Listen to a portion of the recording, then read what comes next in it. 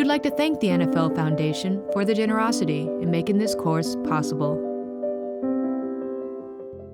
Hello, my name is Dr. Shauna Springer, and I'm the Senior Director of Suicide Prevention Initiatives at the Tragedy Assistance Program for Survivors, or TAPS. Over the past decade, TAPS has served more than 14,000 survivors who have lost a military loved one to suicide. As we have supported these survivors, we have developed a best practice suicide postvention model. Our model has 3 phases: stabilization, grief work, and post-traumatic growth. This course will focus on the 3rd stage, post-traumatic growth. Many people believe that suicide-related grief is so devastating that it must be impossible for survivors to ever heal.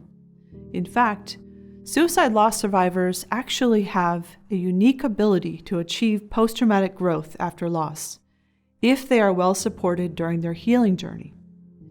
Drawing from the lived experience of suicide loss survivor and Army veteran Jon Ganues, this training will explain how post-traumatic growth after loss is possible when we have the right insights and the right support. At the end of this course, you should be able to describe the concept of post-traumatic growth as a potential outcome of a healthy healing journey after suicide loss, and identify 2 specific ways survivors may be able to experience positive growth in their lives following suicide loss. This training will highlight the story of TAPS peer mentor Jon Ganues, an Army veteran and respected member of the TAPS family. Jon served in the U.S. Army from 1978 to 1999 and retired as a Chief Warrant Officer 3.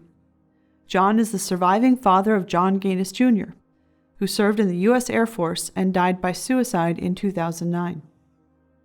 He was a talented football player with a great sense of humor. He was soft-spoken by nature, but would open up around friends.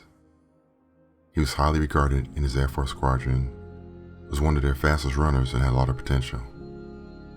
The Ganues family has a proud tradition of military service. In this picture, Jon Sr. is on the left and Jon Jr. is shown against a blue background on the right. We grieve because we love. Grief is not a time-limited event with a beginning and an end. It is a process that can and often does last a lifetime. When I first learned of his death, I was numb. I had to put my emotions on the shelf to get things done, making arrangements for the funeral, things like that. I didn't feel anything until 3 weeks after his death. It was only then that I had a release of grief. Even then, I didn't fully grieve the way I wish I had. It was about 1.5 years until I went to an Army-sponsored grief group. In that first 1.5 years after Jon's death, my wife and I were just existing. Others in the grief groups we attended weren't grieving suicide losses, and the issues they needed to address were not the same as ours. We attended our first TAPS suicide seminar after 1.5 years of being isolated in our loss. At that event, we saw other people were making it, and I talked to other fathers who were feeling the same things I was. As part of the grieving process, finding ways to continue to feel connected to the deceased can be really important to healing. Suicide survivors often wish to reconnect to the loved one they used to know before things got difficult or challenging for that person.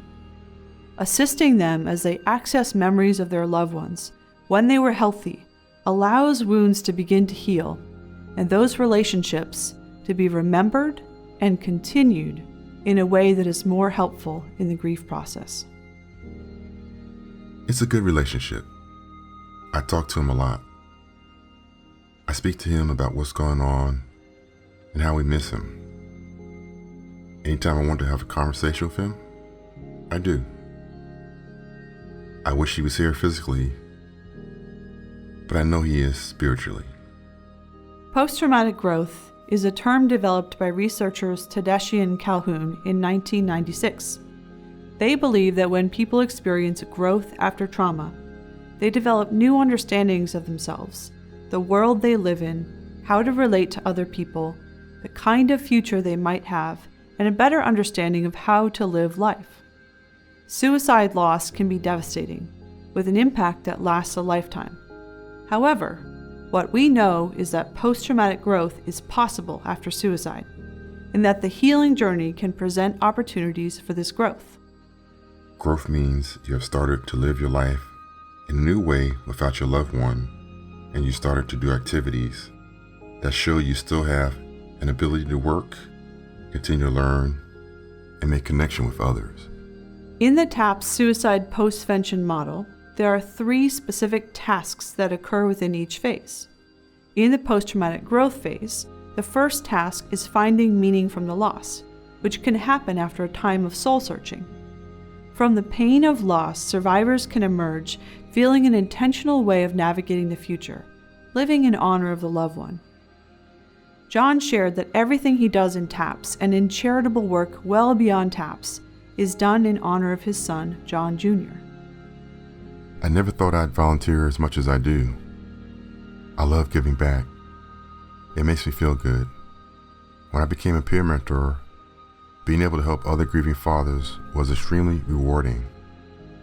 And beyond serving as a peer mentor at TAPS, I've started doing work with Meals on Wheels, CASA, and other organizations that give back. In the back of my mind, I'm doing all of it to honor Jon. Within the post-traumatic growth phase of the TAPS Postvention Model, the second task is telling the story of the loved one in a healing way. During this phase, we help survivors rewrite their stories. This means being true to themselves and the memory of their loved ones, but also being compassionate and, above all, hopeful. Jon initially had difficulty talking about his son's death, but as he has witnessed other survivors in TAPS step forward and tell their stories honestly and bravely, he has been able to shift his perspective on the value of this task and how it leads to growth. When I told my story initially, I never mentioned Jon died by suicide. I wasn't comfortable with talking about my son taking his own life. It was still hard for me to accept that reality. TAPS has been the key to that shift. I learned that it's okay to tell your story. It really does help you in the grieving process to share the life of your son, not just how it ended. Regardless of how he died, he's a great young man who had a lot of potential. The third task within the post-traumatic growth phase of the TAPS Postvention Model is to find a new appreciation for life. During this phase of the healing journey, survivors often describe feeling an enriched and deeper sense of connection to others, including increased empathy, patience, and compassion toward other people. Before my son died, I think I was a little disconnected without realizing it. Now I'm more focused on family and my grandchildren. I feel connected now. Like TAPS peer mentor Dana O'Brien, who is featured in our course, Treating Grief in the Veteran Population, in this series, Jon is a prime example of the post-traumatic growth that is possible as a result of healing from suicide loss. My relationships are closer because I know how short life is and how opportunities can slip through your fingers that you never get back. People who are in distress stand out to me, and I reach out to them. I treat everyone as family now, whereas I used to say, well, that's not my problem, when I would see someone in distress. It is always going to be dark those early days, but slowly and surely the light will start coming out, brighter and brighter. You have to walk out of that darkness into that light. One day you will realize that you're standing in the light with that darkness behind you. It's not gone, but it's behind you now. In conclusion, we hope that you will walk away with these insights after viewing this course. Grief after suicide loss is often associated with a uniquely challenging grief journey. Survivors of suicide loss may heal in ways that help achieve post-traumatic growth. Post-traumatic growth after suicide loss can take many forms, including a deeper appreciation for life, enhanced connection with others, development of greater empathy for others' suffering, and finding fulfillment by living in honor of a deceased loved one.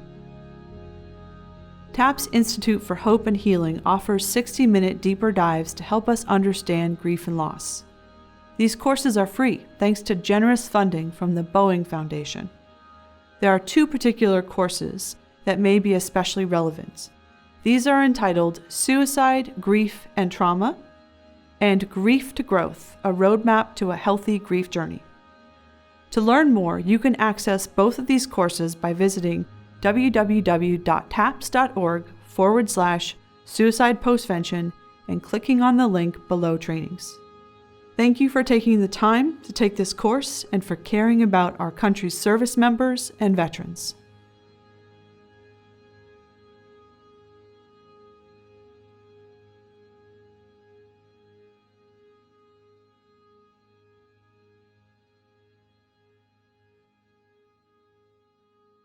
The Veterans Crisis Line number is available 24 hours a day, 7 days a week. Please call 1-800-273-8255 and then press 1 if you or someone you know is in crisis or just wants to talk. If you have any questions or need assistance, go to the PsychArmor website or call the PsychArmor support line at 844-779-2427. Thank you for completing this course and taking that one step further in learning about our American veterans.